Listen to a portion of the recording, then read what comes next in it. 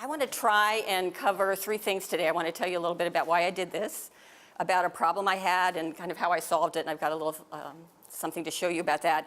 And then a new challenge I have, and that's where I would like most of the advice. So 3 things. You remember those 3 things because you might have to remind me, okay?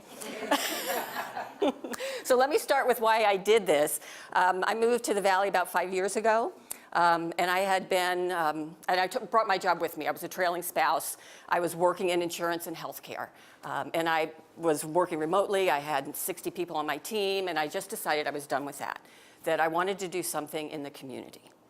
I was tired of sitting in my office and sneaking out every once in a while to go to a chamber meeting or a BPW meeting. Decided I wanted to do something in the community and invest myself in the community. So I started looking around. I worked with Wendy Del Paz at the Entrepreneur Source because I decided I wanted a franchise, primarily because I wanted something that was turnkey. I was at an age where I didn't want to practice starting a business several times, which is what it usually takes. I wanted something where I had built-in infrastructure. So I had training, I had built-in colleagues, I could check the history. There was a lot of stuff I could know about the franchise. So, that was what set me off down that path. I don't have a background in education. I looked at everything from roasting nuts to cleaning carpets to painting. And in the end, I decided to do the tutoring, even though I was terrified, absolutely terrified.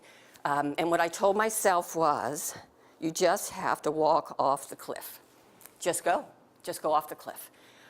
Because I'm risk averse, naturally risk averse. So I went ahead and did it. And I, right away was pretty excited about it. I went off for some training. My biggest fear was sales, that I actually had to go and talk to someone and convince them that what I was doing was worth purchasing. I was terrified of that. And I went for training on it, and they trained me on it. And then I went out to make my first sale. I came back from training, and I drove by the house first. We do our tutoring. It's academic tutoring in the home. So I wanted to check this out, and I went to this house, and it was in this really poor neighborhood with trailers and people's debris all over the front yard. And I thought, oh my gosh, well, this will be good practice. So I went and I met with the family, and they bought tutoring hours for their 2nd grader. And I went home, and when I got home, I was elated that I made a sale, right? I was excited. But it was like this weight on my heart because I thought, I have to help this child now. I never thought about that. How do I make this work? I didn't even have a tutor. Because there's a chicken and egg thing. You get the tutor first, you get the students first. It's always that way. But at any rate, I found a tutor. That child was very successful. I went on and I found more students. But one of the gaps I had was that, and one of the problems was I'm not an educator. And I always felt below, kind of not confident because of that. So my company, and Oli's going to hand these out, one of the great advantages of having a franchise is that they have resources for you. So now I use this company called Let's Go Learn. So when someone calls me, especially an elementary school family, and they say, my son's having trouble in math or reading, I say, would they be willing to do this online assessment before I come and talk to you? And then this is the results of the assessment. And this happens to be a math one. This is a fake student. And so this is what, I'll explain it to you a little bit. It gives me confidence, and the parents love it. Teachers love it. It tells you in the top right-hand corner what grade the student is in. The student is in 5.9. Okay. And then if you look down here on the total right here, this is on average for the 5 different math categories. This student is in grade 5.53. So the student is behind grade level, but not significantly. But then it breaks it down and tells me even more details about in the subcategories where the student needs help. And every place you see a red line or a red asterisk, they're behind grade level. And then behind this report, so parents love this report, because then they can go in and they can say, okay, here is where we need to work, and we can just launch right into it. So we're adding value. We're not just going in and trying to figure out what the problem is. We go in, we know what the problem is, we start working on it right away. Behind this, for my tutors, is a 13-page document that is all connected to the Common Core, and it gives them goals, and it gives them an order how to deliver the service.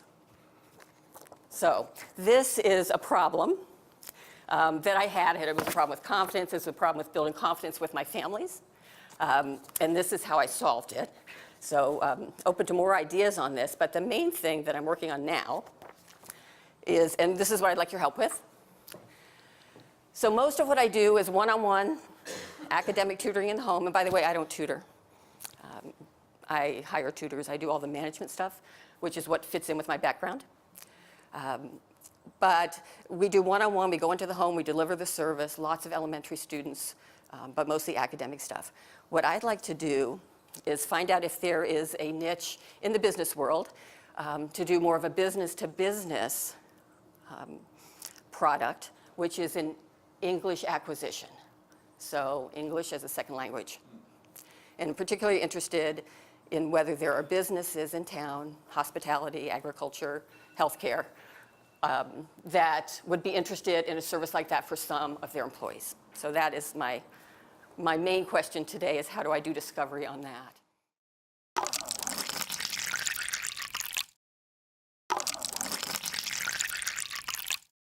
question that you posed to the group in seeing what the need is for developing English as a second language in some industries, what brought you to that point of wanting to start figuring out to discover that?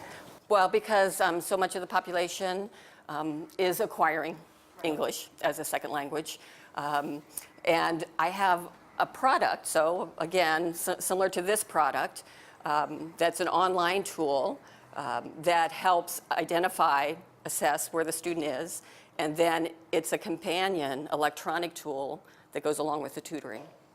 So what I'd like to do is make better use of that product, see if there's a niche out there. So are you looking to do it as a group teaching, or would it be on an individual basis? It could be either way. That's a really good question. And so the question was, would it be group or individual? And I think it's probably, it could be either, but it's more likely to be group. But no, I'm unlikely to do groups of larger than 6.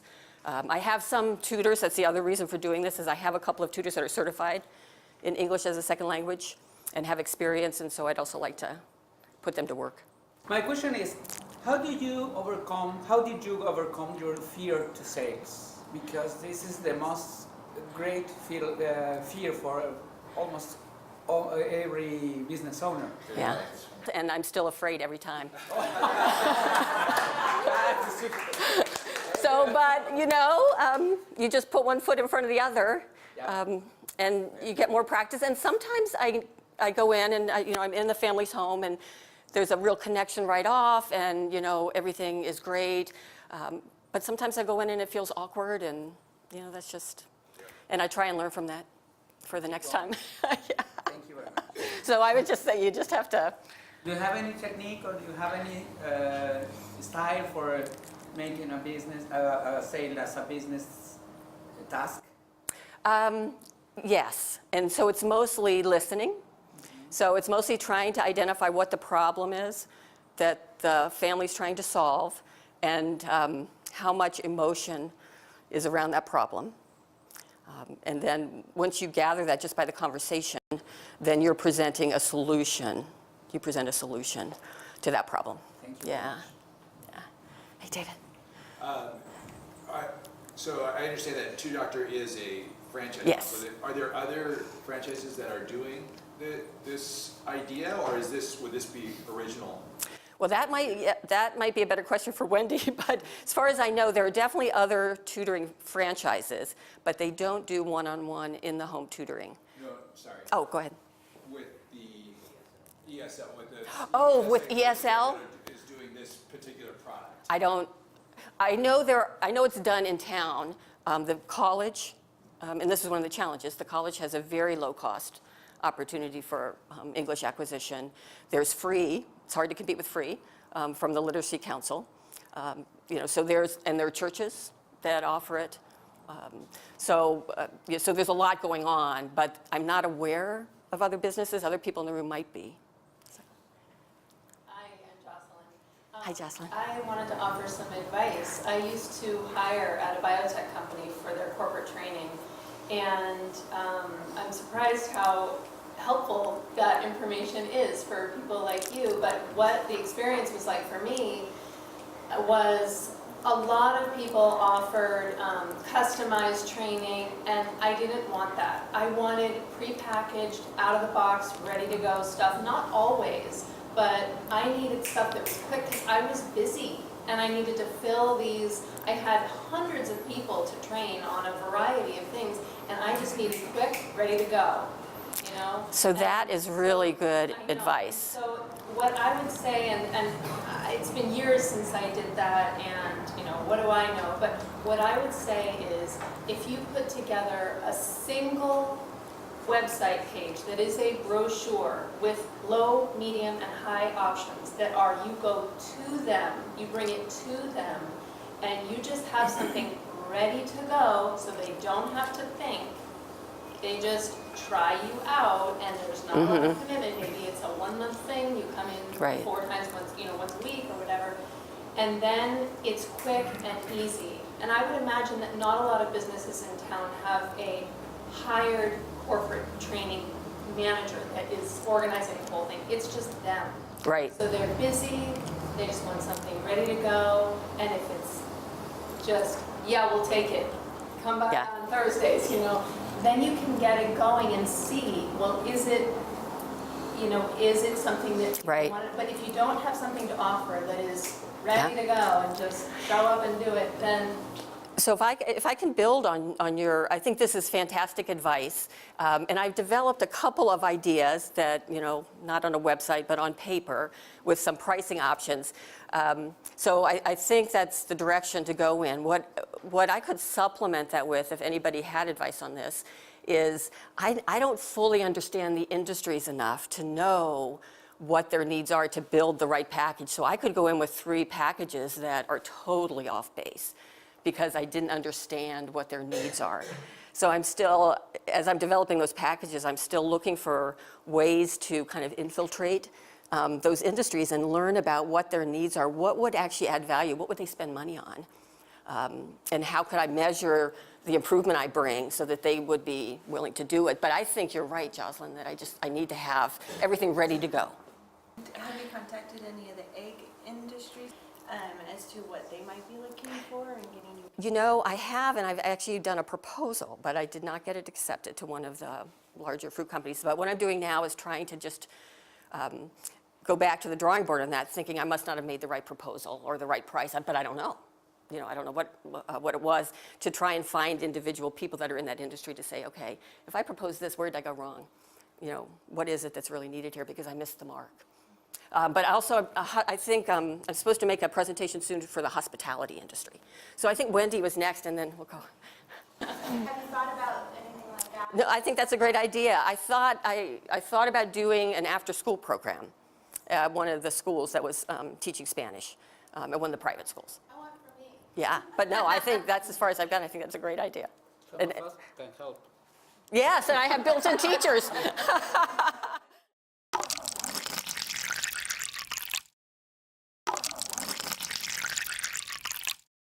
Point. Yeah, I wonder if you think about where's the money? Where my brain goes is that the people that would pay for the service are probably managers wanting to learn Spanish. Then on the other side, where I almost wonder if some employers like your ad company are concerned about teaching their people English, because in their mind is then, oh, they're going to go get a better job and I'll lose my employees, you know. Yeah. So I just wonder if that there might be more money available. If you want your managers at a company in some of those industries, like I would, think you'd be willing to pay for your management team to have Right. be taught Spanish. There's classes at the college, but in addition, to have some one-on-one on the job. That might be focused on their industry and the terminology in their industry. Yeah. Just a little bit going backwards, based on the culture that they're trying to have in their environment where they keep their employees, that their employees may have things that they need to express, so even if it was just an extra person during reviews or times where they can communicate something. I just throw that out. Because I mean, he's right, you don't want to feel like you're gonna lose your people, but if you're embracing the fact that you realize there's a disconnect in the communication, what things have we really needed to work on? How many of the tools that you have were provided by the franchise themselves, and how many have you developed on your own? Oh, I develop almost nothing. This English as a second language isn't very common among my colleagues in this franchise. So I've had to do a little bit more on that. But normally, no. I mean, I feel like this is what I pay for. I pay a percentage to my franchisor, and I pay for these things that they've developed. So I take advantage of them. And they're actually, I think, pretty good. So. Is there any opportunity to lean on them to help you develop a curriculum? Yeah. I mean, I could definitely go to them and, see if they would be willing, and they probably would be willing to help me develop something. But it would have to be something that would then be piloted, across. And I think that's a great way to go. Even better to develop something and then try and sell it back to them, which I think was your second idea, which other people have done in my franchise world. Some of my colleagues, one of them has done something like that.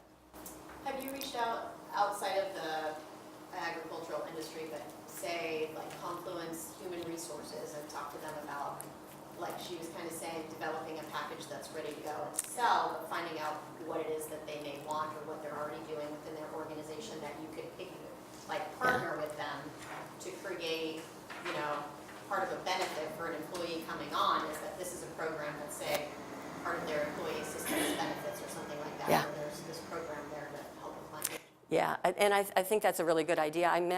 I have found Confluence to be sort of an impenetrable fortress. But I did meet someone the other day through a chamber event after hours that works in the HR department, and so I'm going to follow up with her and see if she can help me do that. But I have sent things into the black hole of never land, and I never hear back. And so following the traditional routes, I haven't. Tell me about your proposal to the hospitality industry. Who are you reaching out to? Well, again, at another chamber event, I met people who work for Spring Hill Suites and Holiday Inn Express, I guess, and I didn't realize they're owned by the same company, and they also have some hotels in Spokane. So they said I should write something up and present it to them, and they gave me a little advice. And what do you have more of, and what do you need more of? It depends on the time of the year. Right now I have enough tutors right now, and I've just hired 3. It's all part-time work, and the tutors have a lot of opportunity to choose what they want to do and what students they want to work with and how many hours they want to work. So I have some tutors that only work with one student at a time. That's all they want. And I have some tutors that are trying to fill out their whole schedule with tutoring. But they transition, so I'm always hiring more, and it just changes all the time. But so I'll get a request for something, like once I got a request for accounting. I don't have an accounting tutor. I wouldn't keep one on the team just to do accounting because it's not a very common request. So then part of my role is to go out and find that person. And so you'll hear from me probably, and the person who heard from me first was my accountant. And I wrote her and said, do you know anyone? And she did. And so I ended up hiring someone out of her firm to do accounting tutoring. Yeah. What was that final thing that made you take that step off? Were you finally to the point where you felt like you had enough experience in something, or were you not fulfilled in the position you were at? What finally pushed you over that edge for people who were in that transition? I was almost 60 years old, and I wanted to build my legacy. So I had, I have 3 kids. I spent all my time running on the treadmill.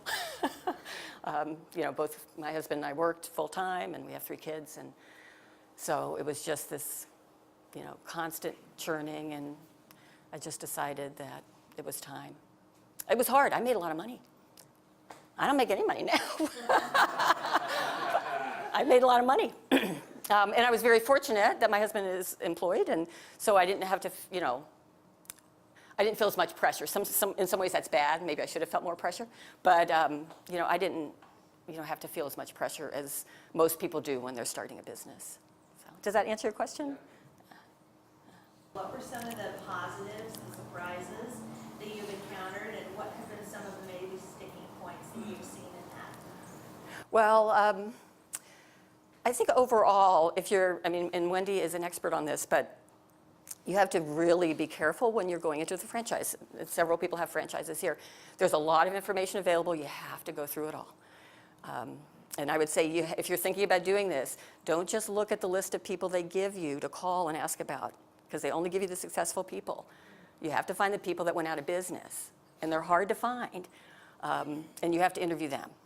So I would say if you're going into that, so I'm an analytical person, as Wendy knows. It took me more than a year. Wendy was like, pull your hair out, is she ever going to make a decision? So I did a lot of analysis, and I could tell the difference. I talked to about 6 different franchisors, and some of them, right off the bat, you could tell they really didn't have a good, solid foundation. You know, others rejected me immediately because of the size of the community and the income levels. But once, because I had done all that homework, I was really comfortable with Tutor Doctor. They're not perfect. So a few of the things that have been, like they changed their logo. I mean, you know, you invest in a car wrap, and then they decided to change the logo. So, you know, that was disappointing, but, you know, it wasn't horrible. So they make changes like that, but I think most of the changes they make, you know, have been for the better. And I'm involved now in like a think tank group to figure out how to do, we want to improve our product for executive skills for students, so how to keep them organized. And so I can be in a think tank group to help develop that product. So there have been lots. It's definitely on the whole for this franchisor very positive, but there are those bumps in the road. And In any business, right? yeah, yeah. So I'm going to ask the final question. What can we as a community focus our efforts on to really do to help you? Talk about me. Good or bad. And yeah, so I'm starting to get a lot of referrals by word of mouth, so I like that. But also what I'm really interested in is, you know, the question, you know, back to the English acquisition, if you know anyone, we'll talk later about who I can talk to make sure that when I'm making a proposal, it's more likely to hit the mark than not. So that would be super helpful.